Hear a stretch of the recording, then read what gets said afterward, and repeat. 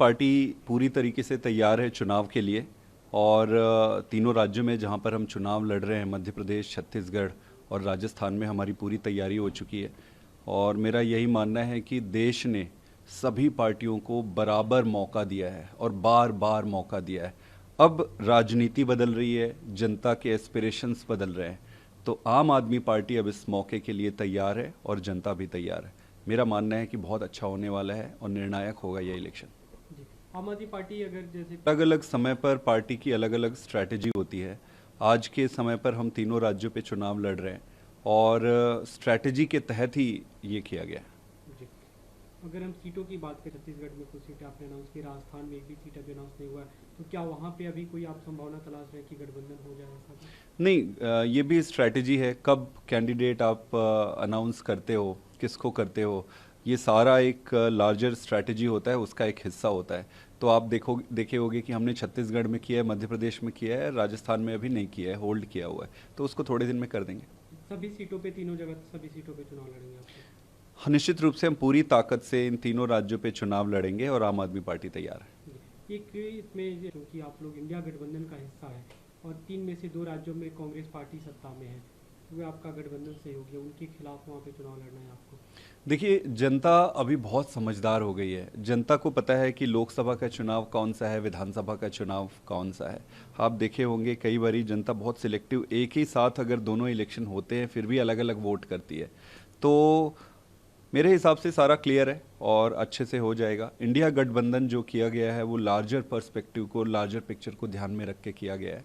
विधानसभा के चुनाव में बड़े स्पष्ट है कि हम अकेले चुनाव लड़ रहे हैं और ताकत से लड़ रहे हैं। लेकिन ये चुनाव आसपास ही हो, कुछ विरोधाभास नहीं आपको लगता है कि आप यहाँ पे उनके साथ, उनके खिलाफ खड़े होंगे, फिर कुछ दिन बाद आपके साथ? अब ये तो कह सकते हैं कि ये पहली बार ऐसे हो रहा है, बट जनता बहुत समझदार है, जनता को सारी बातें स्पष्ट समझ में आती है, तो मेरे ख्याल से कोई दिक्कत नहीं। जी। एक ये दूसरा सवाल इसमें, वहाँ की सरकारें भी खासकर फ्रीबीज को लेकर वो लोग अपनी तरफ से बातें कर रहे हैं, फ्री बिजली की बात हो, फ्री पानी की बात हो, तो सेम कहीं ना कहीं जो मुद्दे हैं वो सेम होते दिख रहे हैं। आम आदमी पार्टी कैसे अलग तरीके से कैसे चुनाव लड़ेगी, क्योंकि आपका कोर एजेंडा जो है फ्रीबीज ही रही है?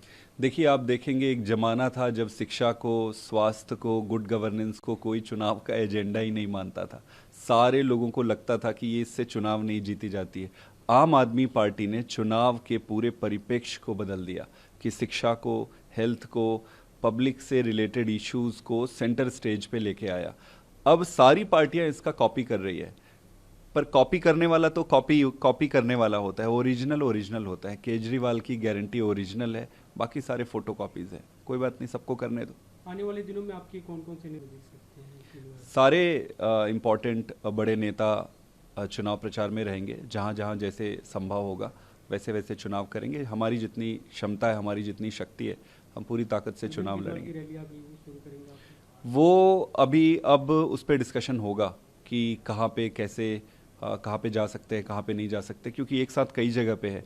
अभी लोकसभा के भी चुनाव आ रहे हैं, तो पंजाब है आपका, फिर हरियाणा भी है, इधर दिल्ली है, फिर ये तीन राज्य हैं।